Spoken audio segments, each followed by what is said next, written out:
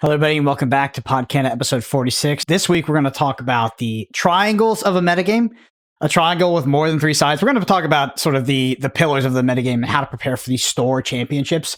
What are the tier 1 decks? What are the tier 2 decks? And what sort of metagame should you expect at a store championship? And how do you take advantage of that in particular? Anyway, in terms of our weeks in Lorcana, I went out and played a local paper event. First time I went back to the store, I played back in set 1 a lot. The reason is like you have to play there for 1 week in order to get in the store championship. So I went there. It was actually 19 people there, which is pretty crazy. Pretty big event for just a Monday night. I brought Ruby Amethyst, went undefeated. And yeah, I mean, overall, I'm feeling pretty good. It was, we were talking about this actually before we hopped on the podcast, but the difference between an in-paper event, and there's a difference between locals and going to a major tournament, but the difference between an in-paper event in terms of metagame and something like Pixelborn, because Pixelborn is very up-to-date, it's very dynamic. If you're playing in something like Grandmaster, there's kind of a specific set of decks that you're going to face, and it changes a lot. While it is the case in paper, there are some differences, and we'll talk about it as well, particularly in the case of bringing something like Sapphire Ruby, maybe as a meta pick, but then if you lose a couple early rounds, falling into what we call like the aggro soup, which tends to be at the lower end of the tables. Anyway, want to pass over to you guys, see how your weeks have been, and any updates you guys have for the upcoming Polish tournament, right, that you guys are both going to be playing. Yeah, so that's kind of our main prep this week, I guess, is that myself and Moyne are both attending a 10,000 euro event in Poland this coming weekend. So we haven't really been doing that much prep, but the biggest thing is like we're just basically talking about what is the deck to bring, like what are our thoughts, what deck do we think is going to have like the best matchup spread, is there a meta call that we might bring, something like you said, Brendan, Ruby Sapphire, but then always the risk of losing by round 3 because you just face all aggro decks. So yeah, that's pretty much our week. Moyne, I know as well you came off the back of a One Piece weekend, right? I had regionals in Wolverhampton, where I placed 12 out of 700 players, which means now I've made top cut 3 times in a row. And so I sold the top 16 card for 2,000, so I cannot show it here, but for the viewers on YouTube, this is the top 64 card, which is also like 500. Oh, nice. So I've had a good time on One Piece, and directly after I came back home, since I arrived back home, I've just been playing Lorcana and grinding it out to figure out the deck for the event in Poznan. Yeah, and you almost weren't able to make that event because your training got canceled. We were kind of joking before we hopped on the pod, because when I traveled through Europe, and particularly when I traveled through Germany, I had a very similar experience with DB. It's a bit hectic on the trains over there. Actually, I had a trade canceled. I remember we booked a first class ticket because we had bags. We wanted to be able to like reasonably put them in the carriage. And yeah, there was just people sitting in our seats, and they just told us to like we went up to the conductor. We're like, oh, we bought these seats, and she just told us to get fucked. I was like, all right, sweet. So we stood for 5 hours. And then, yeah, both my trains were cancelled, but I found a new way to get there. It's should be okay. We'll see. That's the worst news possible for all the other competitors that are heading to this Polish tournament. Moyne will be attending and will be competing. Yeah. Also for the tournament in Lille, there is a One Piece tournament where I won like the raffle that's on the very same weekend. I'm trying to switch it so I can attend both, but if not, I have to face a difficult decision. Yeah, it's interesting because we actually have no sense what the expected value is for these upcoming Lorcana tournaments with the promos and how much they'll be worth. I mean, even the playmat. I know when we said playmats are not collectible, more mean for like collectible items that hold integrity that you can reasonably hold on to that will go up in value as consistently as something like cards. That being said, they could still be worth quite a bit of money. Like, I mean, they could be $200 to $500. I'd be surprised if they go over 1K. That's a lot for a playmat, but I've seen it before. I've seen expensive playmats.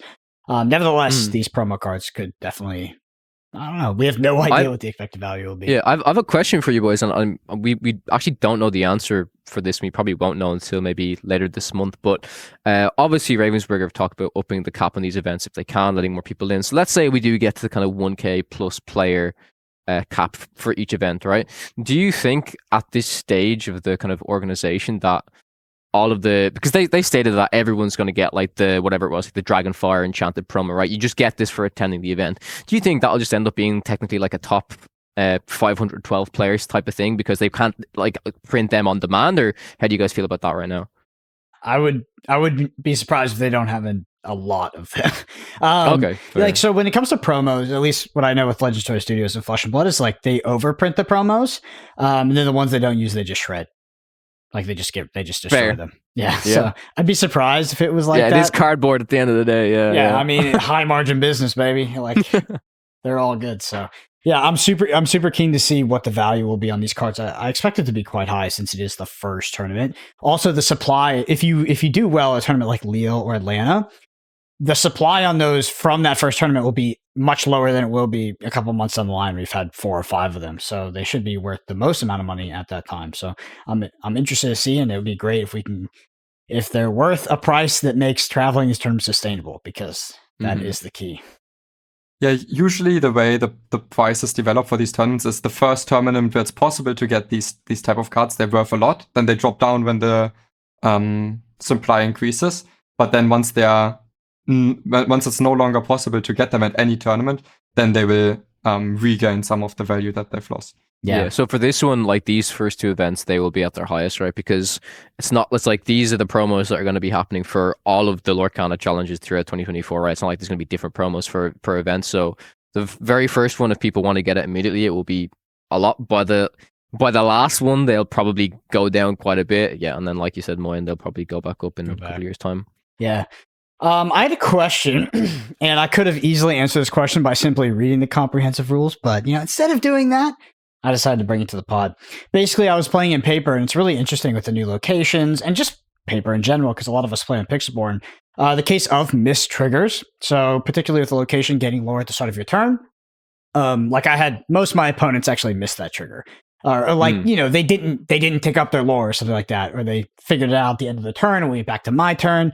And I was having a talk with some people post the event, and I think the consensus was that it's not actually a trigger, it's actually just maintaining game state, and that it's you can just completely miss it, and then both players are responsible for keeping the total, right? So keeping the integrity of the total.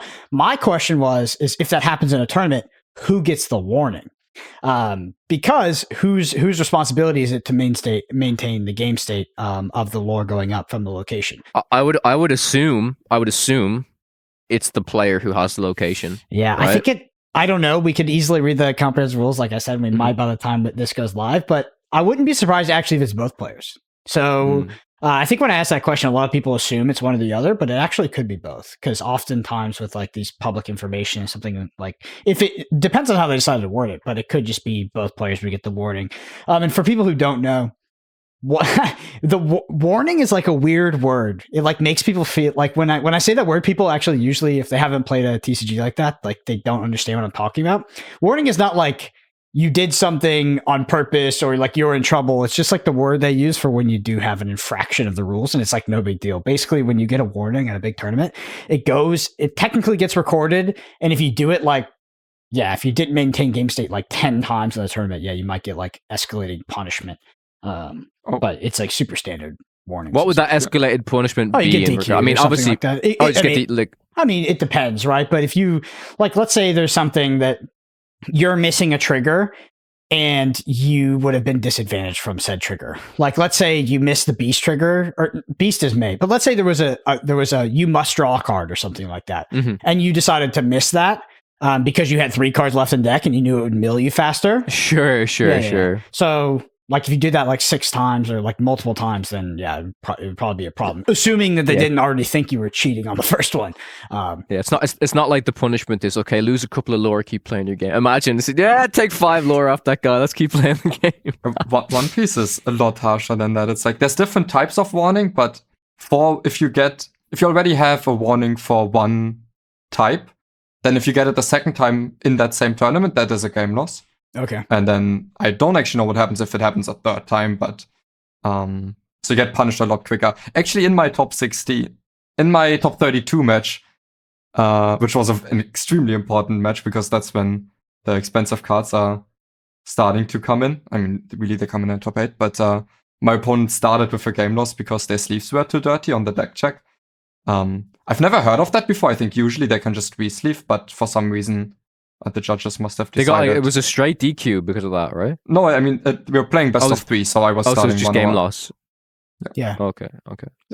That's pretty standard during the match. It depends on the game, but I think like once the match has already started, you can't resleeve, or at least you can't. Yeah, Flesh no, and Blood would be I think it was from the deck check that happens at the start of Top Cut. Maybe Interesting. they were not able to resleeve or something because their sleeves were still kind of dirty when we played, but Yeah. But also, nevertheless. there's probably a certain amount of allocated time. It's like once a deck check happens, it's like they probably can't allow. Oh, like, I mean, they probably say fix this, or like if they find something wrong, then they have to address it, right? They can't be like, oh, it's fine, we just fix that and then start your game. You know? I've had both situations happen. I've been asked at a deck check prior to a top 8 starting if I could switch out some sleeves because they were Ripley or something like that.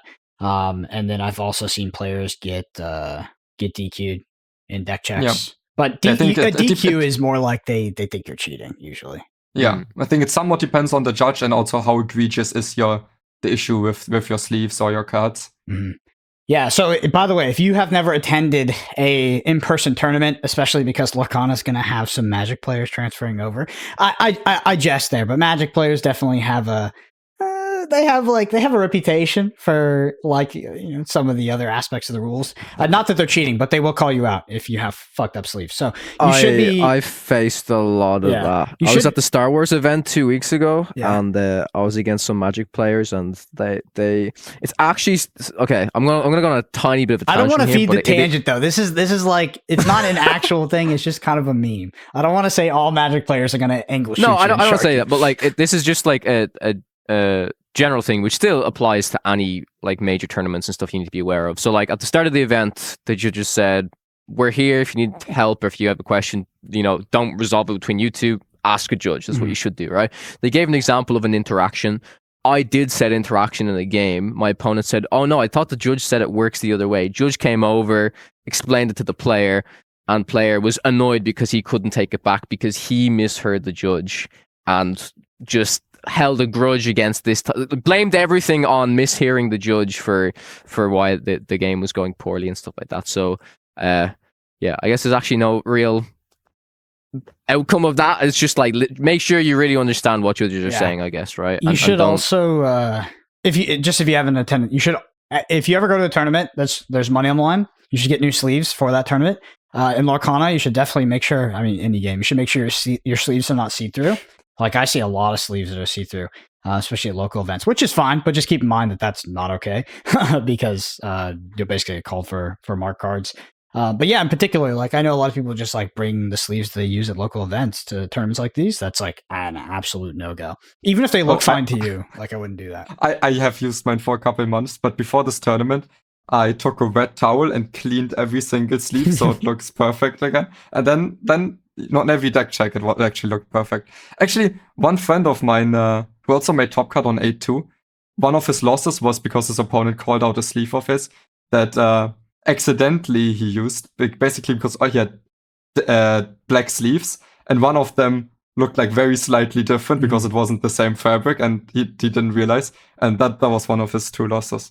Oh, that's brutal. Rough. Yeah, I mean, what also can happen, even if you get like multiple boxes of like Dragon Shield blacks, they're not the same. Crazy enough, like they will actually not look the same on the back, and it's just be careful if you're like, oh, these are I'm sleeved with Dragon Shield blacks. Let me go buy another box and replace the sleeves that are messed up. Can't do that. I would not. Well, at least I would not suggest doing that because they often look different. But yeah, I will say playing Lorcana in person again, it was just interesting. Like there was actually like so many instances of mistriggers, and my opponents were not like noobs or anything. It was just there's a lot of stuff going on in Lorcana, especially like start of turn, like especially with locations, like drawing cards, like all these optional triggers. Like I had many. It was more often for my opponents to miss triggers than to remember their triggers actually. And I know the location thing might not be a trigger. I'm just using that word to describe what was going on.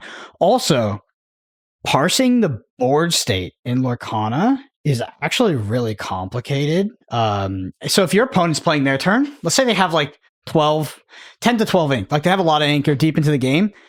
Like, I don't know. They have like all these cards upside down. They have all these cards on the battlefield. Then they have their hand. They put their hand down next to their ink sometimes. There's also some players who don't turn their ink sideways. They just kind of move it over and keep it vertical. And they like, it's like, Dude, it's That's a in lot. the rules now, though. So Yeah, yeah. that's been mentioned in the comprehensive rules, and I've had players play like this against me, where they keep their ink in like this big pile thing, and they start like going like 1, 2, 3. But like if they keep it in the pile, I don't know how much ink you have, and I have to know how much ink you have, right? Same thing with the hands. I've had people put their hands down and put dice on it. I'm not going like this to try and read what your hands are. Just hold it up like this. And I mean, I've had to learn this over time as well. Like this is still my first TCG. So there's times where like I'm have my hand there, and sometimes I'll like, I'm not intentionally, but like I'll just hold it down a little bit more, and opponent will ask how many cards in hand, because that's something they're always trying to focus on. So it is something at times that it's hard when it's your opponent's turn and you're kind of just waiting,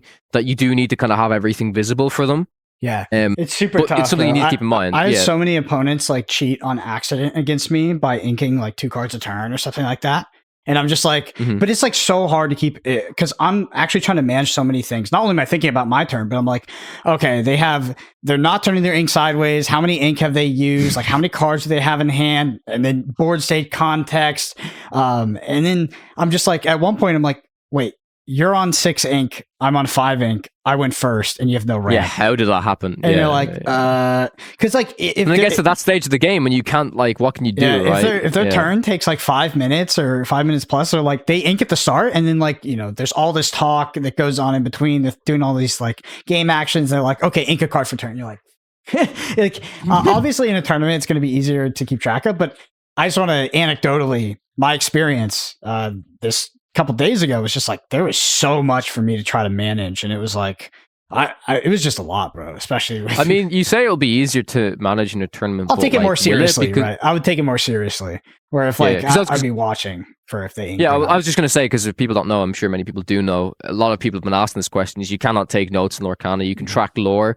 That's literally the only thing you can track. You can't like write down, oh, my opponent inked, or this is all stuff you have to basically memorize, and yeah, when players have long turns, it's hard to remember. And then the players, like, and this happens in locals more, but players like, did I ink? Did I ink? And you're like, I don't fucking know. Yeah.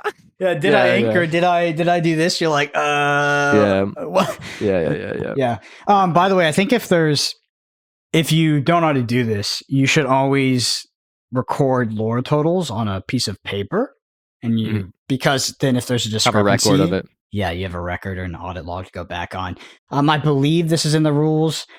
Could not be, but if you have the record and your opponent doesn't, like if they were just tracking like solo, or I'm pretty sure they go with the record. I think every time. I'm pretty sure I don't know if it says you can't use dice, but they're very adamant that you should use you should track lore, because for that reason, because dice can get knocked, dice can get messed up and stuff like that, and then you can compare the record. So if someone says like, oh well, I'm actually on 11 lore and they have you on 10, you can go back and say, no, it was a goat trigger, that's how I gained it, whatever. But then that's also the thing, is like you mentioned, Brennan, so if I play my go and I just mark a lore, but I don't say, oh, goat trigger, and then the opponent's go like, oh, but you didn't say the trigger. It's like kind of these things, right? But the card is pretty much, when you play the card, you get the lore. Yeah, somebody can tell us in the rules, like if those are triggers, mistriggers, or they're just maintaining game state, because I think that they're maintaining game state in Lorcana. Anyway, it's a lot to deal with. Like it's important. I'm gonna say it's really important to talk about, because like I'd say, I don't know, I'm only using this as an example, I'm not trying to oppone it, but like Moin, like this will be your first in-person event, right? So like a lot of the stuff that you've done on Pixelborn that's kind of handle, you're gonna have to take note of these things, right? You're gonna be like, okay, I have to like write down go triggers. I can't just be like, oh, the game state's gonna take care of that itself, right? So these are important things to talk about for a lot of people that play online. If you want to rule shark me, this is the tournament where maybe it can work. Yeah, I'd be interested to see how much like rule sharking is even possible in Lorcana with the asymmetric turns, and they probably were generous in the rules to avoid it, because it's such feels bad. But I mean, luckily Moin is like an absolute veteran of paper TCGs as well, so he should be fine. But I've played a lot of paper Lorcana, and I was overwhelmed coming back to it. Like I was very lenient as well. So it's like, if my opponent, he's at 12 ink, he's been ramping, he's playing blue-red, and he's like, oh, did I ink this turn? I'm like, dude, I don't fucking, you can ink twice. I don't care. I don't care. You do whatever. At this stage, it doesn't matter. Yeah. I would not describe myself as a paper TCG veteran. I've been playing One Piece for half a year, and then Lorcana I've almost not played in person. So honestly, what's the worst thing? The hand shuffle everyone does. Mhm. I can't even do it. When I do it, I look so stupid. It's like I do it in slow motion or something. Dude, I can't remember where I was. Oh, I was playing Dune Imperium, the board game, the other day, and I was at a house. There's a Flesh and Blood testing house, and we were sitting around, and we were all on the couch. And I remember at one point, I'm trying to think through this really complicated sequence of where I should go, and like what cards are in my deck. And I just remember I hear. And then I'm sitting there for like 15, 30 seconds. And then it's like my brain opens up to the world outside of me as I'm looking at the cards here.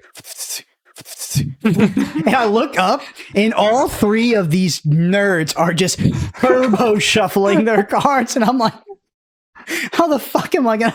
I just could not think. I was like, guys, what the fuck are you guys doing? Yeah, it's something I know, for me, I'm kind of used to it at this stage, but I know for Kim, whenever we go to events, it pisses her off so much. Yeah. Like your opponent's sitting across and you're doing it, and she's like, because I don't know, she just kind of hates fidgeting, tapping on stuff like that, and she just sits and she's just like, oh my god, she just stares them down. It's so funny. There's this joke in Flesh and Blood. So there's this player, really famous player, young player named Brody Spurlock, and so we were doing drafts to prepare for the Pro Tour, and we'll get back to Lorcana, I promise. But when you do draft, you pick your card, and you kind of shuffle it, and you pass it to the next person. So he gets the cards, and he just starts he picks his card, and then because it's zone drafting, you go or it's timed, he goes one to the next. He just he's shuffles them in the most aggressive, violent way, and we just joke. He's like, "These cards will not be near mint, damn you!" Just destroys the cards before they go to the next thing. It's just a funny card game or a tick. But yeah, I do the fidgeting thing. I'm a fidgeter. I guess from my last tournament weekend, there's a few things that happened that probably translate to Lorcana as well. Mostly with with playing for time, because there was one round in Swiss where there was a turn where I took a long time, and I had no interest in getting the game to time. It was I just had a very complicated turn. My opponent didn't say anything, and then when the game was almost over and he had barely any decisions. And it was so late on time that judges were already looking around, checking all the game states. And then, I didn't even say anything because I was like, I guess I played slow earlier, but, kind of had to do something. So I look at him, I look at the judge, don't say anything. And then the judge goes like, oh, you have to play faster. My opponent was so mad. He's like, no, but he played slow earlier.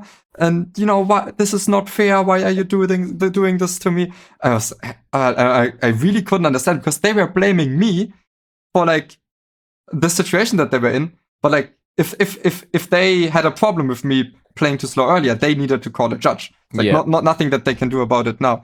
And that's what I said. But then in the end, the judges actually resolved it as in telling me, they can't say now, but for the next games they will have a closer look on me if I actually slow play. But it was a type of matchup where if it goes to time, I always lose. So I really didn't have any interest in doing that. But then also how I went out in top 16 was a match that the third game was going to time. And I should have paid more attention to the time. And occasionally I was looking when the time starts, because if the time starts, it's also in one piece. It's in Top Cut, it's 10 more minutes or 3 more turns. But the players whose turn it is right now is turn 0. So it's 0, 1, 2, 3, which means you really don't want time to be over on your turn, because it means you won't have the last turn in the game. And then I had a feeling we were in the last minute before it goes to time. It was my turn. I wanted to go through my turn. And my opponent, I don't even blame them. I just hate the system. But my opponent asked me 3. I think some of the times they might not even have asked, and maybe I should have declined. But they asked can I see your trash? I hand them the trash. They do it 3 times, and then I think they must have known the time was about to be over. Then time was over on my turn, and they actually win because they did have this final turn. And if I had one more turn, I would win that game. I think it's just a frustrating system, but they weren't doing it in an egregious way. Maybe I could have declined. They were just playing the time, which is annoying because it's not really playing the game. But I think that's bad part about these tournaments. I have some tips, some high level tips here. Okay. So if you're ever at a tournament venue, usually wherever the clock is, it's kind of a budget setup. It's just in like one corner of the thing. Or it's like in a few sides. Yeah. As soon as you need to sit where you can actually have good vision on the clock. So there's two sides of a table. As soon as you figure out where your table is, you need to angle for the clock. You need to be angled to be able to see the clock. You don't want to be turning around to see the clock. Also, if anything ever happens, like if there is any sort of like any third party thing that needs to be handled in a match, whether your opponent needs to go to the bathroom or they have a question for a judge, you always should ask for extra time. Like anytime a judge hits my table, first thing I say is, can we get extra time? Like, can we get more time for this? Because I don't care what happens. I don't care what they're asking. Like you just don't know. You just don't know if it's going to be necessary. And my experience is that judges don't give that by default. Like they can come over and do a judge call and it can take 2 to 3 minutes. It could take 30 seconds. It could take 5 minutes, or it could take more, unless it's egregious. If it's a lot, then they'll obviously give you extra time. But my experience is like, I've had things go 1 to 2 minutes, 3 minutes, 5 minutes, and the default has not been extra time. I always have to ask for it. So I just recommend that if you have a judge call in a major tournament, even if you don't think you're going to go time, just ask for it. Those write like plus 2 minutes on your thing.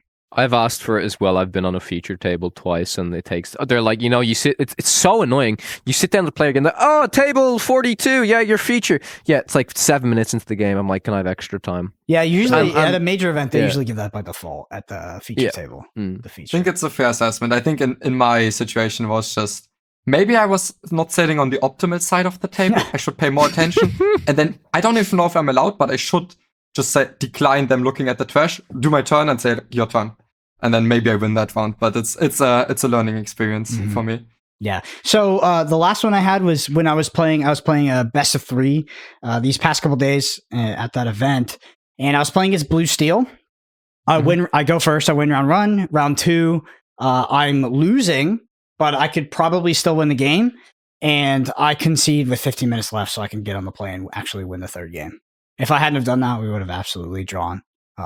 It's just something to keep in mind if you're playing BO3. Actually, that's something that made me a little mad. Like, not really mad, but on game 2, when I was attacking for lethal and they died, after they're dead, I immediately go shuffling. I need to get, I don't know, I want to get game 3 going. Doesn't really matter if it goes to, like, it's not an advantage if it goes to time for anyone particularly, but I just wanted to play. And then my opponent, like, card by card, looks at the next card that they would have drawn. I'm like, can we please play? It doesn't matter. And they're like, no, but I wanted to know if I made a good decision. I'm like, that doesn't depend on what cards are on the top of your deck. Let's get going. That's funny. Yeah. But yeah, I do think that if you're playing best of 3 in Lorcana, and like if particularly you're on the play and you're going to game 2 and you're in a losing state, you can early concede that game to be on the play again with enough time to actually finish the match. But official events will be 2-1 format for. Yeah, it's going to be interesting though, because this weekend mine is going to be best of 3, right? Yeah. Yeah. Best of 3 is hard to finish, brother. If you're playing Blue Steel or Ruby Amethyst, we'll get into it because we're going to talk about the metagame. It's not easy to finish. Anyway, let's get to that. But before that, we have our listener question section, our spilled ink section. If you get your question read on next week's podcast, you can shoot us a comment on YouTube, and we'll get it queued up. We had a lot last week, so we'll get through those and we'll start talking about metagame and how to prepare for these store championships. Yeah, so first one is from Boy Howdy. I keep hearing from top players that Sapphire Steel is the best deck right now, but it seems like Ruby Sapphire is performing better at bigger tournaments. Is this because Ruby Sapphire is easier to pilot? How would you guys rank the 2 decks? Pass over to you guys first, and I'll share my thoughts on these 2 decks, because it's the 2 decks that I think are at I would say like the highest amount of discussion is quite possibly like the best deck. So it's a great question.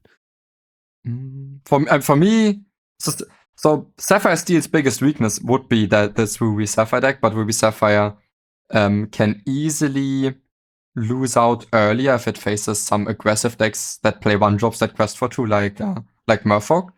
And then they're a little bit higher risk to bring, because if you do end up losing one of these early rounds, you might go into a matchup bracket where you will face these types of matchups more often, and your tournament might just be doomed from the get-go. So I think Ruby Sapphire is a little bit higher risk, but also higher reward to bring. And then Sapphire Steel is like this very well-rounded deck that especially good players like to bring, because it does have a weakness against Ruby Sapphire, but other than that, they feel like they can gain a lot of edge just by playing better than their opponent. Yep. So I agree with what Moyne said. I want to expand on a topic that he mentioned there, which is the losers metagame. So if you bring a deck to a tournament in paper or like any major tournament, it could be a meta call, right? You could be trying to target the top 1 or 2 most represented or most popular or best decks.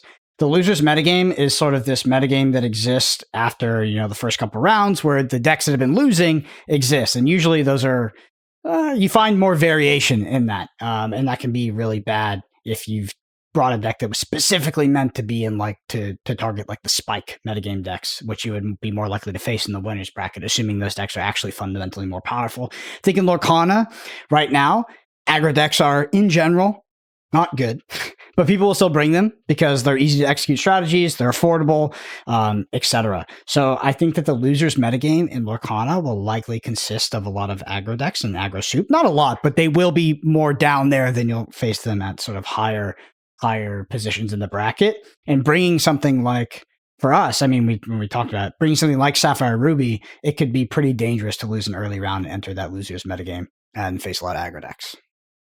Yeah, I 100% agree with what both of you guys said there, for sure. All right, next comment is from Wounds Drone. One of the biggest tips I've gotten from watching Pixelborn streamers is moving slower and thinking what potential cards they can play after your move. I tend to play Lorcana as quick as possible to get the most amount of games in, but thinking through each move made me improve so much as a player. Yeah, I would say just keep doing this. It makes sense, right? It works, and it's proven to work. It's not even just about improving. Even by thinking through your plays more, you will increase your win rate and maybe even climb quicker, even if you're playing less games. If it's about climbing, but it helps for both situations. Yeah, it's honestly one of my biggest weaknesses when playing card games is making decisions too fast and not thinking through everything. It's very easy to go into autopilot and then miss an interesting spot where you could have deviated from the obvious play, and actually there was a better play available, but sometimes you will never even realize that there was this better play if you are playing too fast. Mm-hmm. Yep. Next one's from Devil. Kawa Team Trios is great. One of my favorite events to jam in MTG. Though it can be casual, all the ones I've gone to have been competitive 10k pluses. It's just a great time. You and 2 buddies riffing off 3 other buddies while playing competitive, whatever. Yeah, I mean, it was an interesting format when I played it. Again, like when I played it, we were very much like guinea pigs. Like we knew it was very like a kind of a testing mode. I liked the concept of it, but like I said, there's some things for me personally I would like to like maybe limit the communication, because I feel like it can kind of take away from your own game sometimes. Like, I don't know, like you can it's like Who Wants to Be a Millionaire? It's like, oh, can I phone a friend to help me about this specific turn, right? Rather than like, because me as a player, and it's not even a bad thing, but I did experience in that event where I was playing and Kim and Raven were beside me, and I can see Raven's playing a game and like my game's done and I'm just looking over, and I'd be like a little bit annoyed sometimes, like, you know, if I'm kind of play my game, even though it's beneficial, right, to kind of have someone staring at me, and then, you know, they say, oh, what about this play? And then you're like, you were literally about to make a play and you're really trying to question yourself and stuff like that. So it is good, it is fun, but I would prefer moments for a player to reach out and ask for help rather than someone coming over and just constantly trying to offer advice. But overall, I don't see that as like a super competitive mode. Maybe it will become something like that, but for side events and stuff, I think it's super, super cool. It's one of my favorite games. Team Unified is one of my favorite. Oh, you games. like it? Yeah. Yeah, for sure. I just love like any sort of relevant team format that you can play, because when I think about a format like Two-Headed Giant in Magic the Gathering, like it's not an actual team format. It's just the smartest person makes the decisions for everybody. And that can happen in Team Unified. Like you can have the smartest person in the middle and they just tell everybody how to play the decks. That happens. But for the most part, it does feel like it is an actual team-based format. I will say that most high-level teams in Team Unified, because they play this at like Magic Pro Tours before, they don't talk a lot. Like it's more like you don't want too many cooks in the kitchen. It's more like if the pilot has a question, they will ask. The last thing you want is like someone leaning over you. And then finally, just one little anecdotal story, because it was a pretty funny situation in Flesh and Blood. I was playing Team Unified Blitz, and the current world champion, Michael Hamilton, was on my team, and he's kind of like the Moyen of Flesh and Blood, like just savant, probably a genius, like he's a lot. But he was still playing his game. He was playing a game that was very attrition based. It was going to go to like the decks, basically running out. And I finished my game really quick because I'm playing a combo deck. And what I did is in Flesh and Blood, when you use a card for a resource, it gets put on the bottom of your deck. So I put my chair right behind his, and then every time his opponent pitched a card or paid for a card with a resource, I repeated the stack of his entire deck out loud. And eventually it became 15 to 17 cards. And like he would pay one card and I go, Blue Autumn's Touch, yellow Ravenous Rabble, like, and I would just repeat all 17 cards in his deck. And then at one point we had his whole entire deck mapped verbally, and you could see this player was getting visibly frustrated. But I remember Michael Hamilton didn't say a word. We won the match. He didn't say a word the whole time. He literally didn't say a word. He just played his game, had me in his ear. And after the match, he looks back at me and he goes, you know that thing you were doing where you were calling it the pitch deck? I was like, yeah. He's like, that was really helpful. But it was funny because it was a slow burn, right? I'm calling out the pitch stack, all stuff. But at one point, towards the end of the game, we had his entire deck mapped, and due to the deck sizes on each side, he actually had zero way to win. So it was like we just said every single card in his deck in his hand and in his arsenal, and we're like, he has no way to win. He conceded. Nice. Yes. Yeah, Nice. that type of 3v3 format exists in One Piece, but I think Bandai might think people didn't really receive it too well, but it's just the first time they had that type of main event, they had it in Glasgow, where like it's not that easy for Europeans to travel to, so not a lot of people went, and maybe they feel like people don't really like it. But I think it's great. It's like, as you said, I think there's one way to play it where you just have a good player in the middle and he plays 3 games almost, but the better way to play it is have 3 good players that only help each other when needed. Mm-hmm. Yeah, so that's the way. The first way you mentioned there is how we did it. I was a captain, and there was 2 other players, and then I just prefer to let kind of people play their games and ask for advice. But who knows? It could be a fun format to come to Lorcana in the future. All right, next comment is from Ben Larkin. Although it's difficult, the best way to improve is to focus on the process of playing the game well, not the outcome. Accept that you may lose 100 games before you even win one. An exaggeration, but a good lesson in humility. If you're losing, it does not mean you are bad. The nature of card games means that your opponent may draw what they need at the right time. As Moyen said, if you focus on what you can control and minimize mistakes, you will gradually see your win rate improve. You will also be less frustrated in games where you did everything right and still lost. I've even seen top Lorcana players regressing to children when they lose at a high level, and while for a brief period that might be fine, it will never lead to improvement. Never. It closes your mind to what really happened. Yeah, it's a great comment. Losing doesn't mean you're bad, and winning doesn't mean you're good.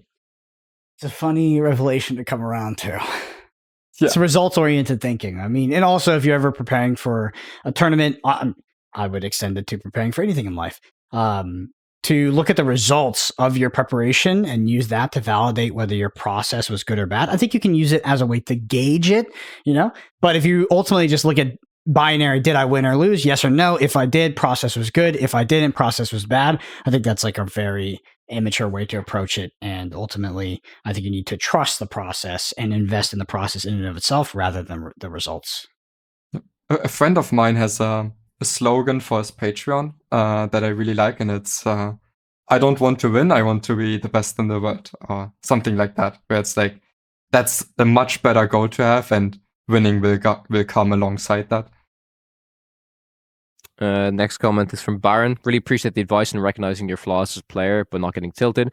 Question about building a new deck. How can you tell if the problem is player skill or misplays, or if the problem is a deck building decision like playing bad card? That's a really good question, I think. Moyen, do you want to maybe take that one? I think that the question is a little bit is a little bit simplifying something that's not simple at all. It's like, I think there's lots of nuance in that. It's I think almost every time it will be a mix of because I mean, none of us play perfectly, so it's always a mix of, okay, you can be improving on your gameplay, but also there might be room for improvement on your deck, probably. So it's very tough to answer. I have a non-zero, and I know I use that word a lot, amount of people that I've encountered that are playing the same deck as me or other people in the room and then lose and go, they think they're unlucky. And we talked about this on last pod. That it's just it's not a thing. It doesn't exist. It's not real life. Like nobody actually is unlucky. And it's like such a terrible band-aid to slap over like a loss in order to not analyze your own mistakes as a player. And yeah, every time I just cringe a little bit because sometimes you may have gotten unlucky in the moment, but you as a human being are not unlucky. And then I have people ask me like, am I just bad? And it's just like, well, yeah, but like everybody's bad. Like, yeah, you probably made mistakes, but that like it's just like a weird way to phrase it. Like, am I just bad? It's like you may have played badly, but you may have made mistakes, but I don't know. You have to like improve from those. You don't have to just like digress into this nihilistic like I'm not good enough. Just because I don't think the question is about that at all. This question is like not am I unlucky or am I bad? This question is like, was it my deck building that was bad or was it my gameplay that was bad? And I think that's much tougher to answer. It's like a combination, like you said. Yeah, it's like always a combination, and then it is not easy to identify like where exactly can you be improving in gameplay, where exactly can you be improving in deck building.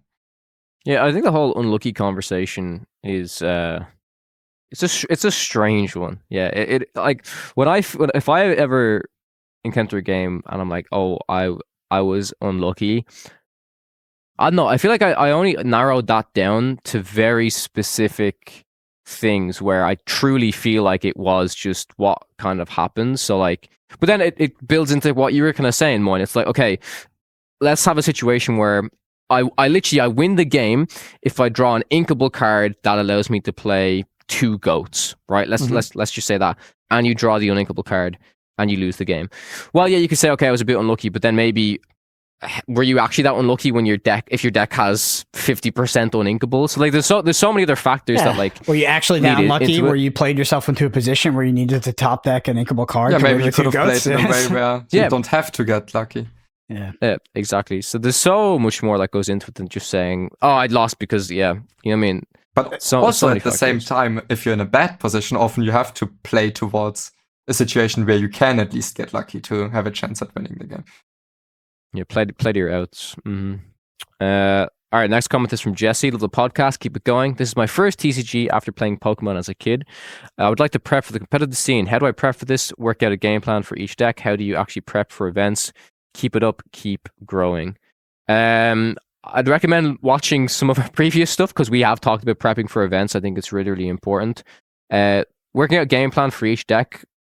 Just like the biggest thing, honestly, and we've all done this, and we are all still doing this when we're kind of looking at decks. Is like research, like look at how other people play decks and stuff like that. See if you find any new card to include in deck, but just learn from others. I think if this is your first real TCG coming back into it, just watch videos like our podcast, like other people's deck tech stuff like that. Like there's some really good educational content that can really help prepare you, and then you got to hone in on the more specifics. So actually being able to play the deck correctly and improving your skills and stuff like that. Sorry, Brennan, I think you were going to say something. Oh, I was just going to say for something like actionable that you can do that you might not be doing, I'd recommend running a gauntlet with somebody that you're preparing with. If you don't know what that is, I would check out Zepha on YouTube.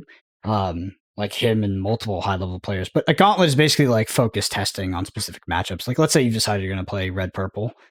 You have like someone that you respect as a player hop on all the other decks that you think are pillars in the metagame, and you run like X number of games into each and figure out like what cards are important, what kind of mulligan you should be doing, what's your general game plan, etc.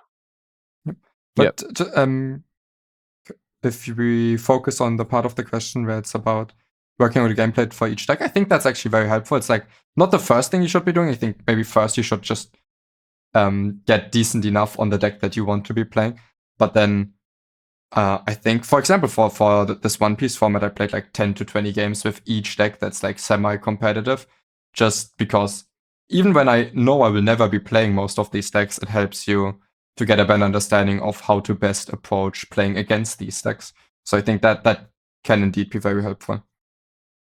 Yep, I think that's a great point. Next comment from Braden, I believe. I think you should all have discussed coaching and finding resources that can directly help you overcome a plateau. I paid for coaching from a friend who's an accomplished Magic player and was able to jump quite a bit from a couple hours of feedback.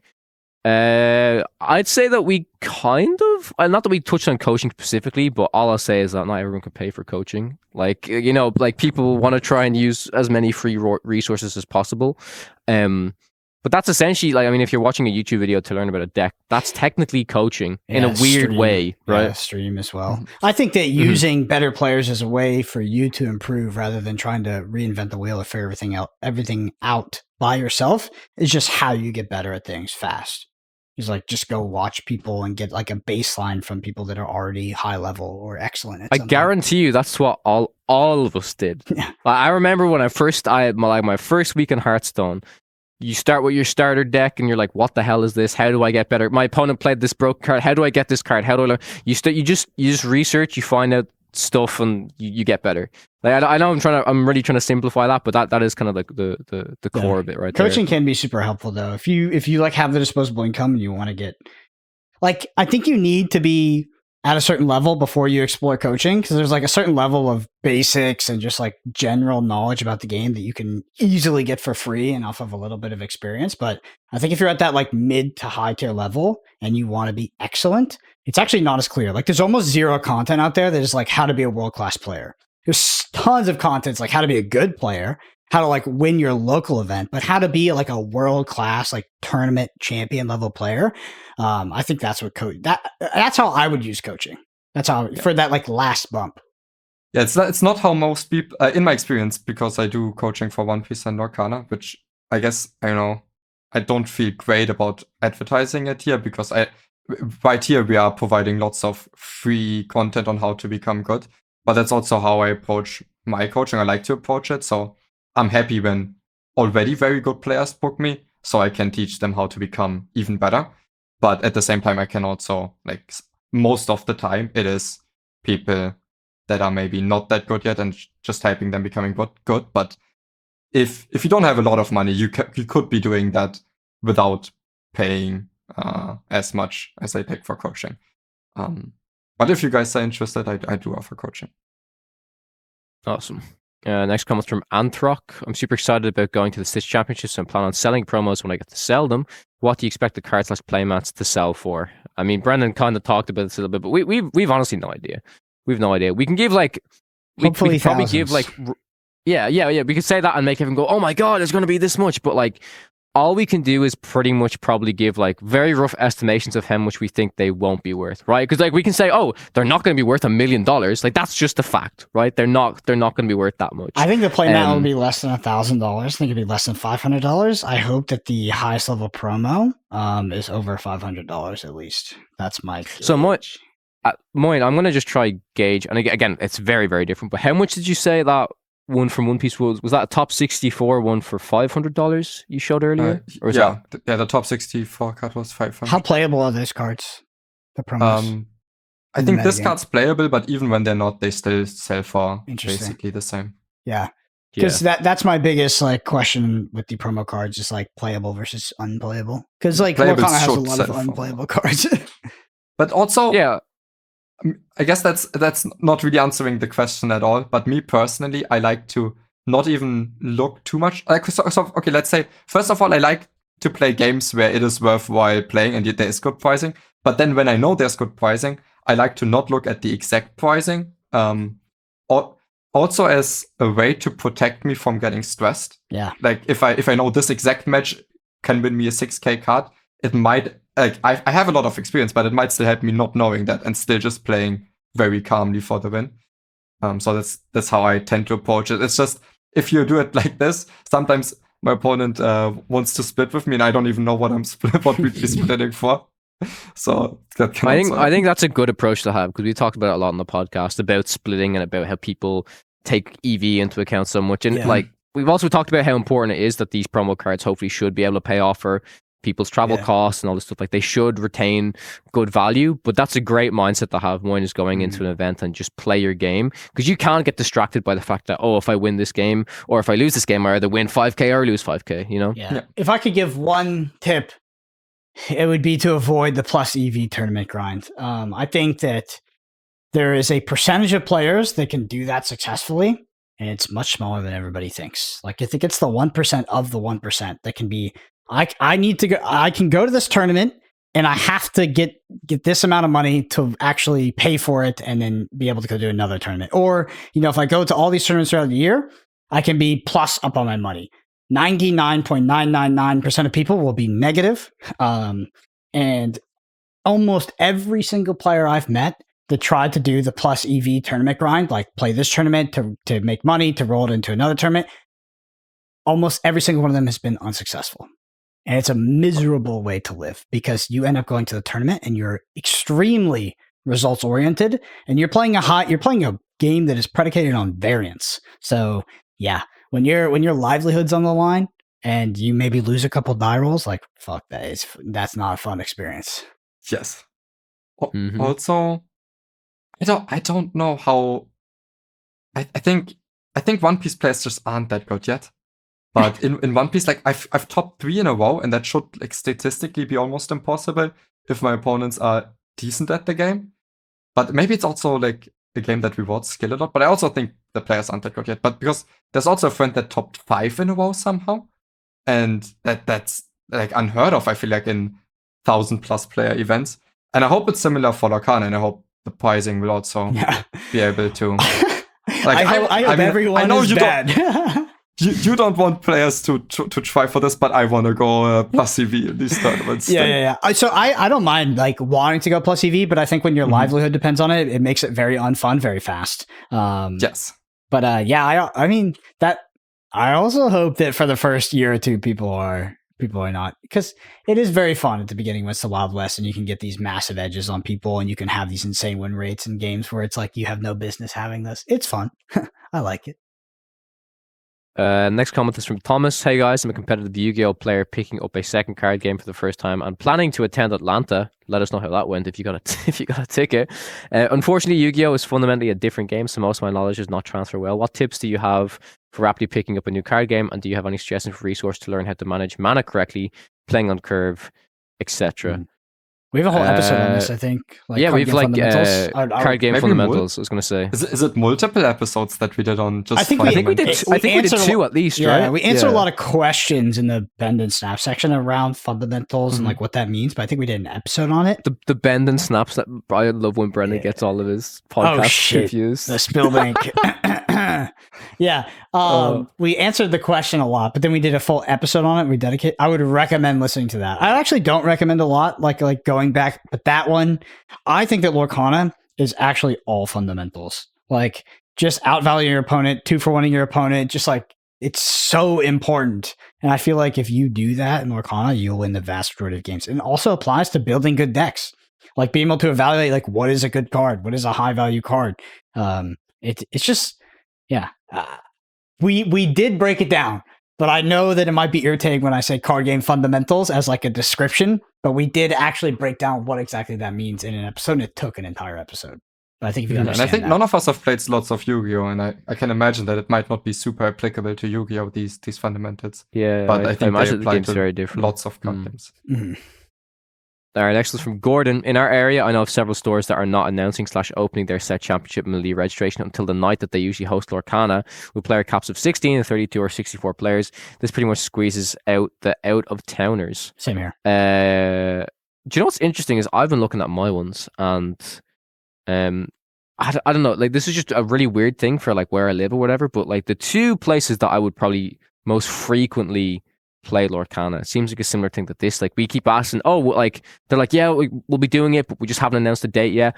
And there's all these other places, there's about 3 other stores that are like, 2-3 hour drives away that have already opened registrations, and like, yeah, they're capping at like 20 players, 25 players, but there's like 2 signed up for it, stuff like that. So I don't know, it like obviously depends where you live, but it does seem like the places that usually have the more players are, at least in my experience right now, they're kind of making sure to not be like, buy tickets now. Like, you know what I mean? They're kind of like leaving it a little bit. I live in Dallas, which has a lot of people.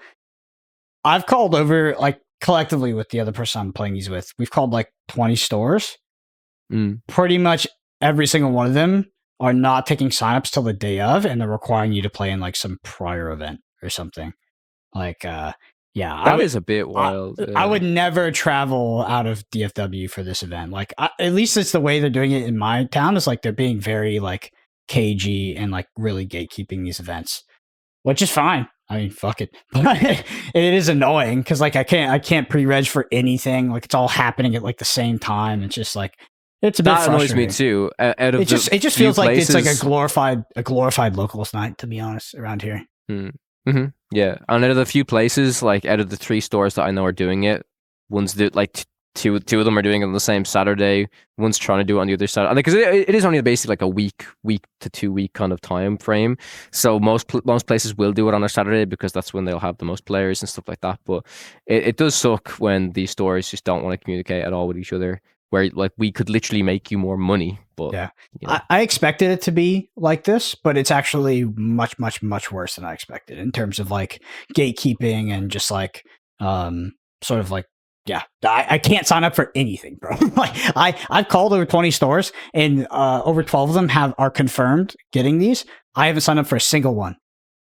Like none are open for signups. They're all like Moin, will you be playing in any of these, you think, if you get the chance? I mean, I don't know. I still don't have cards. I'm borrowing for Portland, so I would have to order cards. And then also, the few stores near my area are the same way where they were preserving tickets for people that are attending a lot of the time. And then, like, I would love to play these events, but it's not like without knowing the value of that promo that I depend on it that much, where I feel like I want to go through that much hustle just to be able to play in the event.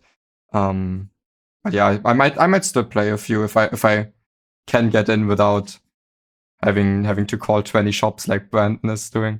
Yeah, it's terrible. Yeah, I'm lucky that they haven't done that with us, at least, where they're like, oh, only local players can do it. But it does that kind of brings it all back to full circle of I mean, what this comment is mentioning, right? Of like stopping out of towners, of like, oh, people who play here every week will. It's fine. It won't matter in like 6 to 12 months. So just let them have their day. It's pretty egregious, but Dallas Fort Worth is known for that. To be honest, at least my experience with all these kind of like local-ish events that have high value promos, they always get like super gatekeeping. As far as I'm aware, again, people in the comments, please correct me if I'm wrong. This whole like 2-game format is only going to be for Lorcana Challenge, right? I think they stated that stores can do the 2-game format if they want to, but I would imagine most of the places that are running the Stitch Championships or whatever will probably just stick to best of 3. Like, I think if it's too much trouble to change the format, unless like they're super invested into specifically Lorcana and really want to try out this format, they'll probably just stick to best of 3. Yeah. So go ahead.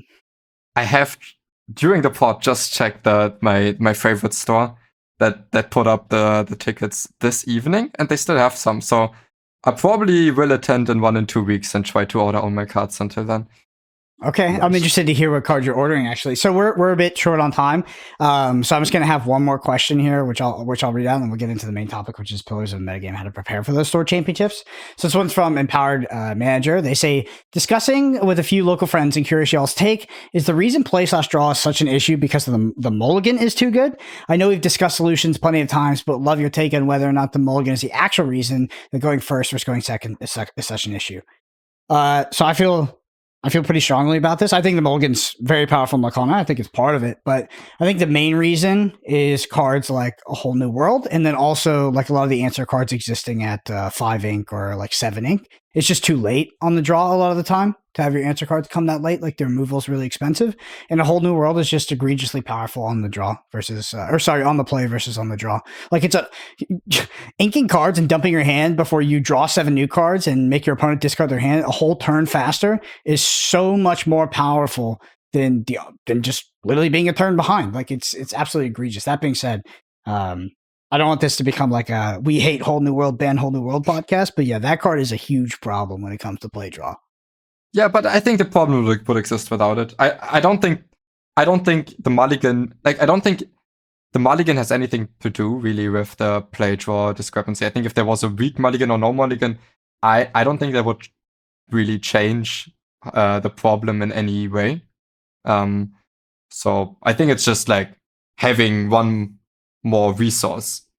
Yeah. Or the next resource point before your opponent every turn is just inherently very, very strong and not offset enough by the extra card you get as. Yeah, do you think on some the of the top. card design also lends to that? So things like A Whole New World, or things like, a lot of the answers existing at 5 ink, or, Be Prepared, the board wipe is at 7 ink. Do you think that the card design also lends towards the play draw differential, not just the ink difference?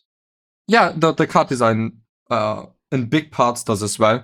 I guess what part of the card design would counteract that? I think high stated wash cards are maybe a little better on the draw, where your opponent has already exerted their card to quest and you already get that trade in to punish them. But I think most cards in this card design actually make this issue a little bit worse. But I mean, there was also this tweet that I hope it's a joke, but if it still made me mad because I didn't feel like it was a joke, where DiCanio won last year, the last year 2K event online, and they say, don't know how I won since apparently I was 40% each round, maybe get good. And this specifically upset me because it feels like this type of thing that was set to provoke, and it managed to do that. But at the same time, if it's not really a joke, which to me it didn't seem to be, it was also a little bit before 1st of April, unfortunately. So to me, that just seemed like downplaying the issue of play draw just because you had a good tournament run, which is also result oriented thinking, just the other way around. And I don't think that really does good for anyone. Yeah, I think the data shows we have the Grandmaster Pixelborn data, which is the data that I would use, and it's like the play draw is egregious. And most people that play Lorcana feel that. I think that a lot of people can copium into thinking that the reason they're losing is because they're losing die rolls, which is probably not the case. You're probably also making a ton of mistakes. But that being said, there is a huge differential, way bigger than any other game I've played. And it doesn't feel great. I hope that they acknowledge and design cards that can help us get out of that rut. Like you said, good rush cards. Good rush cards are also, I think, in the same design philosophy as cheaper removal. Cheaper removal might have the issue of also just increasing the power of control decks and decreasing the power of aggro, but I think both of those things are 2 steps in the right direction to stop play draw differential. And I think maybe banning A Whole New World would stop some of the play draw differences to an extent, because I think those steel decks right now are just so much more powerful on the play.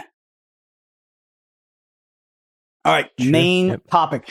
All right, so I hesitate to say this, but the first one is just a merch update. Yeah, we're working with a friend of mine that I've worked with in the past to do playmats, maybe some dice, t-shirts, and then also these tokens as well.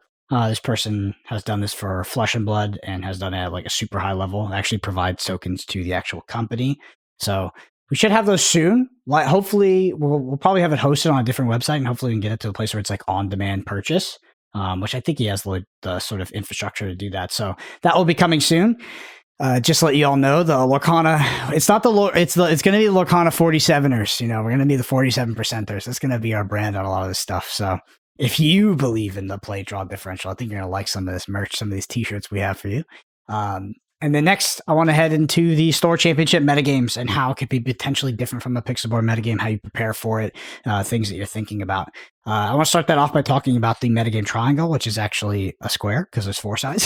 So I'll talk about some of the tier 1 decks here. So the ones that I would list are Ruby Sapphire, Sapphire Steel, Ruby Amethyst, and Steel Amber. We can talk about the weaknesses and powerful weaknesses and strengths of both. And then we have some tier 2 decks here in the forms of Emerald Steel, Aggro Soup. If you go to a paper tournament, it could be any color combination. There's going to be aggro decks, Steel Amethyst and Sapphire Amethyst. Before I pass off to you, I'll say that for me, in terms of the deck that I would look to bring to this tournament right now, I think Ruby Amethyst is being doubted slightly. I don't think that it's a better deck than Sapphire Steel. That being said, I was super surprised to go to a 19-player event, which I know is anecdotal, small event, and basically nobody except me and the person I brought beyond Ruby Amethyst. I think Ruby Amethyst is more powerful than that. That being said, if I was facing Sapphire Steel every single round, yeah, I don't know if I want to be playing Ruby Amethyst. So for me, I'm looking at Sapphire Steel. I'm looking at Ruby Amethyst, maybe tweak the Ruby Amethyst deck a bit. And yeah, the main reason I wouldn't play Sapphire Steel is because it's a very hard deck to play. It's very punishing, and I'm not super keen on the mirror right now. Sure, yeah. For me, I'll just say that my top 2 decks that I'd probably be looking to bring to events like this it's between Sapphire Steel and Ruby Sapphire at the moment. I think Sapphire Steel, really, really good deck into most color combinations. Obvious weakness is Ruby Sapphire, and then Ruby Sapphire, exactly what Brendan mentioned. It would be probably a little bit different when you do like your Stitch showdown championships, whatever you want to call it, in terms of, you know, if you kind of have a bad run at the start against aggro, you're going to be stuck with a bunch of aggro. But in the high level tournaments, that's always a big risk with Ruby Sapphire when there's a lot of people, right? It'll pay off if you get some good matchups at the start and then kind of keep it up going forward. But if you hit some aggro at the start, it's going to be tough to really come back from that. But those are the 2 decks I'm on at the moment. I'd say I'm going to give a little bit of a maybe unpopular opinion, but I'm really not too high on Amber Steel at the moment personally. Like, I do respect the deck, and I've seen obviously the stuff that it can do, the crazy combinations, all the shifting stuff with the whole new worlds and stuff like that. But at the moment, for me, I don't think it's the list that I would settle on. People are teching more for it as well, right? Like, there's like infinitely more Benjas. There's now the Beast Destroy items. Like, I felt like if there's any tangible change in the metagame for me, outside of like macro changes, like one deck being more than the other, it's that a lot of these decks that can pack item destruction are now packing multiple instances of it. And the cards are just good as well. Like, yes, they're good for item destruction, but like that 5-cost Beast was literally played in like the original Amber Steel mid-range deck, right? Like, it's just a solid card. Dodges Madame Medusa, which is really, really important. But yeah, Moyen, what are your thoughts? Yeah, for me, it's hard to put this meta into like triangles or these simplified shapes, because I actually think we again in set 3 have a very well balanced meta where there's lots of nuance between the decks and matchups, and there's lots of good decks in this meta as well. I do think Sapphire decks are very strong. Ruby Amethyst extremely versatile, but I think it can struggle against these Sapphire decks, because I agree with this meta change where lots of decks that can one item destructions do one item destruction, which makes Lucky Time a bit worse, right? But I think without that change, I think Sapphire would be dominating the meta even more. But the reason why Ruby Amethyst is struggling against the Sapphire decks is because it just cannot play item destruction reasonably. Lucky Time hits a battlefield, you're like, oh shit. I think there's a new Magika or something that can do something with items, but that card's totally unplayable. So I think Amber Steel's also a very versatile, good deck. There's a few different ways to build it. You could put more than 60 cards in your deck, but you shouldn't. And then also you could build a Flute way, you could build a Lantern way. There's lots of ways you can go about it. You can try to play Cinderellas with the Lanterns to go in a way where you can actually combat the Cogsworth from the Sapphire Steel. So I think there's lots of valid choices, and I guess the important question is, like, now for the in-paper events, is how does the expected meta differ from what we see on the ever-developing Pixelborn meta? Yeah, I think it's going to be really interesting just for the coming, like, for the next 2 months. Like, I think this event for us, Moyne, is going to put into, because it's a really large sample size, right? Like, it's a pretty big event. Like, I'm hoping that we get a good takeaway to try and really hone in on like what is going to be like very much the top 2 decks, right? If we come out of this saying like these are literally the top 2 decks, tier 1, and mainly because we've got this big tournament, then you've got the Stitch Championships, and then even the Atlanta and the Lille events. Set 4 will be out, but they've stated you cannot use set 4 cards. It will still pretty much be a set 3 meta. Yes, I've no doubt that meta will have developed, because it's what Lorcana does best, right? Like, even in the next few months, decks will continue to adapt and evolve. But it's really interesting to me because, like, for the next 2 months, we're going to be really sitting around these types of decks and these color combinations, and I'm excited to see how they will evolve, because we're going to have a lot of time to spend with them, if that makes sense. So in terms of how your local set championship might be different from the Pixelborn metagame or the metagame that we talk about on the podcast, is I think that decks might... There will be a non-zero amount of decks that are just a couple weeks behind, right? Like maybe it's a Sapphire Steel deck that isn't packing as much item destruction, doesn't have as many Benjas, maybe they're not running beasts, or maybe even the Amber Steel doesn't quite have all the flutes in, it's not all in on that game plan quite yet. Like I think that is like a real thing that happens. The decks are just kind of a couple weeks behind sometimes because people haven't bought the new cards or they just haven't adjusted, because it doesn't really matter in paper. A lot of times when you're playing locals, it doesn't matter. You have the cutting edge, like pixel and ready deck. I still think most people will have meta decks. Like I don't think you should show up to a local paper tournament and just be like, oh, card availability, people will just have bad decks. That won't happen. People will have meta decks. And I think also there's going to be a lot of just like, not a lot, but there will be quite a weird losers metagame. Like I think that if you go down to the losers metagame, like you lose a round 1 or round 2, you might fall into an aggro bracket. And right now in current set 3 metagame of Lorcana, I think that a losers metagame could be consistent of a lot of aggro as well as other meta decks that have lost. So that's like one of my main reasons to not bring Ruby Sapphire is I just don't want to. I'm also just like I'm not super high on that deck right now. Like I would probably pick RA over it, but yeah, if I think that there's going to be even like anywhere close, like maybe even like a 20 or 30% representation of aggro decks, it's like maybe Ruby Sapphire isn't my. It's also like how much of an advantage does. I mean, maybe the advantages that Sapphire Ruby does give you over the rest of the decks, if you do get past the first few rounds, is worthwhile enough for you to actually pick the deck. But if Sapphire Steel does everything that you want it to do and it just has way better matchup spread, it's probably just worth bringing that deck. And again, like people have their opinions, people have different preferences of how you want to play a deck and stuff like that, but it is really important to consider. Like it's the reason why in set 2 Ruby Amethyst was played so much, because it was just so consistent against so many different types of things. But that being said, I'm also really curious to see how that will change moving into these Lorcana challenge events, because I mean, we've talked about it so much. We do like the 2-game format, but the whole getting an extra point for 2-0ing, I feel like it might bring out some polarizing decks, if you want to just say it like that. So it will be interesting to see if like that alone, getting that extra point, will literally shake up the meta enough to people like, oh, I don't care too much about my matchup spread, I'm literally playing this deck because it does what it does best. It's going to get me that extra point, right? Mm-hmm.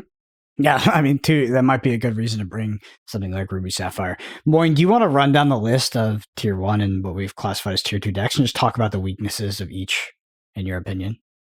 Sure. So there's the 2 Sapphire versions. Ruby Sapphire, the one that acts actually good against Sapphire Steel, but its weakness would be any fast decks, which in this metagame usually just means Emerald versions that play Murfolk on 1, Flynn Wider on 2, and suddenly that might be enough to beat Ruby Sapphire if they have a little bit of a weak draw where maybe they don't draw Queen of Hearts. Then Sapphire Steel is like an extremely good deck, I think. That might be one of the most difficult decks to play in this meta, and has a good shot at beating everything but maybe Ruby Sapphire. It is pretty good against Ruby Amethyst. I think it's pretty good against Ember Steel. And then we have Ember Steel itself, which is a very versatile deck. And I think if Ember Steel draws well, especially on the play, it can beat any deck in the game, even its bad matchups. But at the same time, it does give Sapphire decks some time to ramp, and then if they can stabilize the board, usually loses to those ramp decks. Then we have Ruby Amethyst, which is also versatile, but has fallen a little bit out of favor for even the Ruby Amethyst enthusiasts, because people have found that it is slightly weak to both Ember Steel and the Sapphire decks that have started to run Lucky Times. And then here it's in tier 2, but I think a lot of people would also consider tier 1. It's Emerald Steel, because it has gone through lots of iterations where now it's often playing Ursula, Prince John, and then they have this, for example, very strong line where they go Ursula on 3, and then on turn 4 put down the Prince John, sing Sudden Chill, discard 2, draw 2, for example. And that can be very potent, because even against the Sapphire decks, they ramp a lot, and they often have a low hand size. If you can discard those, and they can do a lot with the small hand size, but if you manage to discard even the last card in their hand, then they can actually fizzle out and you win the game from there. The only problem is if they manage to at least save up a Flaversham or already put down the Flaversham, that draws them so many cards that puts you into a really, really rough position. Then we have all the different aggro decks in tier 2 as well, that most prominently would be Emerald Amethyst, but could also be Steel Amethyst or Amber Amethyst. And I don't value these decks very highly, but they are the best way at beating Ruby Sapphire. I think that's the biggest strength for aggro decks right now. Other than that, they can struggle against all the Steel decks, Steel Amber, Emerald Steel, and even Sapphire Steel is fast enough to stabilize against aggro decks most of the time. And then we have Steel Amethyst, but the Jafar version, which some people have been cutting down on the single target removal in a lot of decks right now, mostly in favor of item removal. So even lots of Sapphire Steelists have been cutting down on the Zeus, and this could be your rogue pick to try to capitalize on that and actually stick this Jafar Whole New World, and then it sticks another turn where you can maybe finish off the game. I think it could actually be viable. From the rogue decks, it could be one of the more viable choices. And then we have Sapphire Amethyst, which some people seem to be high on in my testing. I haven't been impressed, as it's a deck that doesn't operate very well from behind. Its only really comeback mechanism is the Big Elsa, and it has this like zoo-like game plan that can work well on the play, but on the draw, I think it is one of the weaker decks. I have a Ruby Amethyst question. So I do agree with you that people have been starting to sub out removal for more item destruction. So I wonder if the Ruby Amethyst deck could pivot back to evasives like Minnie Mouse instead of cards like Book, which are open to 2-for-1s by Benja's, even the Beast. I wonder if we ever pivot back to these Minnie Mouses and these evasive characters, because I think that those characters got a lot worse when everybody was like, running turbo, steel removal for whether it's long game Zeus, or they even had smashes in their deck. Also, it's not great against the Maui with the item Maui's Fishhook, but I do see just less of prevalence of some of those cards in the metagame. So I wonder if 3-cost Minnie Mouse evasive is possible to come back. Yep, I think that's probably the natural evolution that the deck's going through right now, where it can counteract the. Like, it doesn't have to be bad into Benja. It's totally viable to cut down on the box.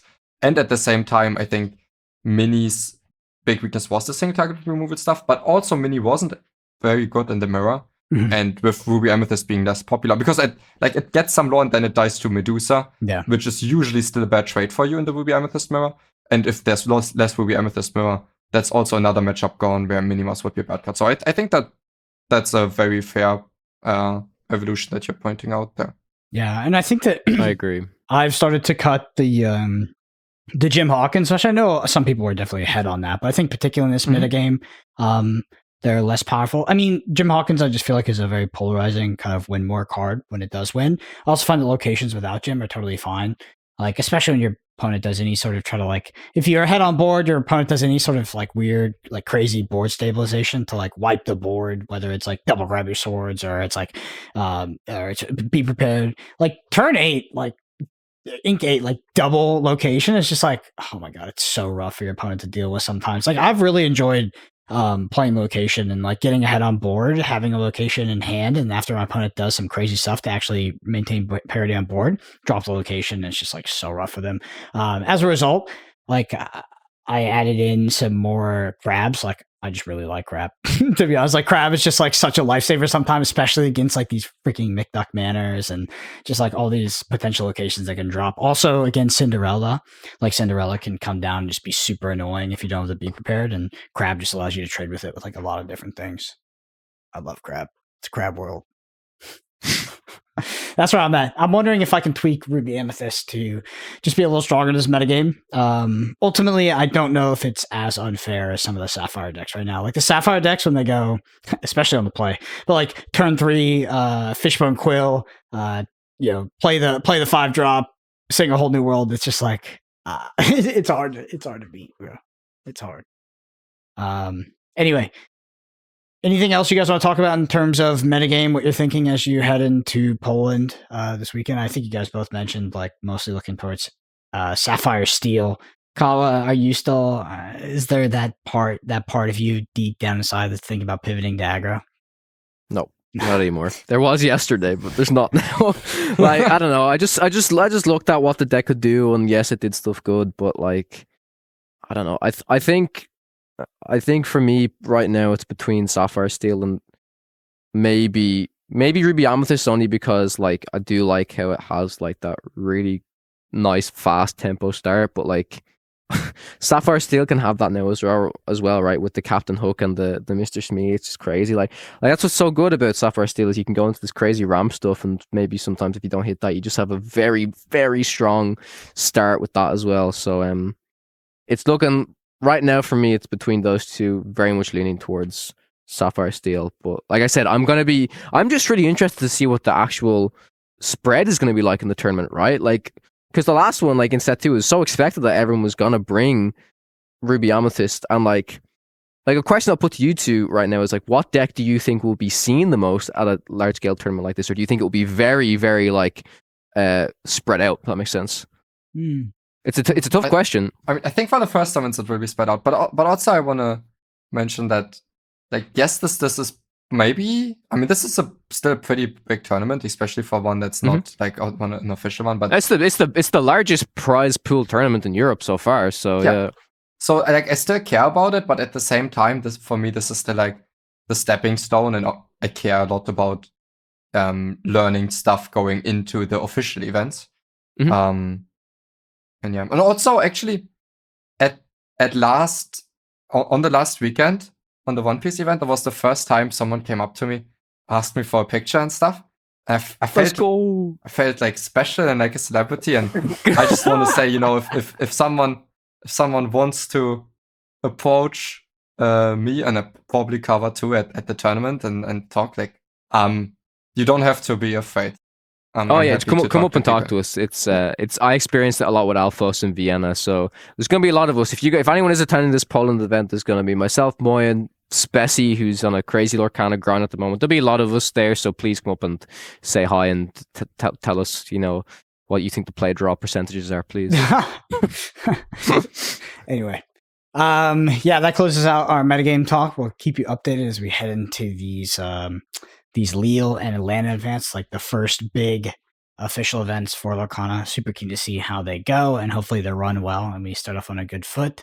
If you listen to this podcast, you enjoy it, the number one thing you can do is leave us a review on Apple Podcasts or Spotify. It helps more than you could possibly believe.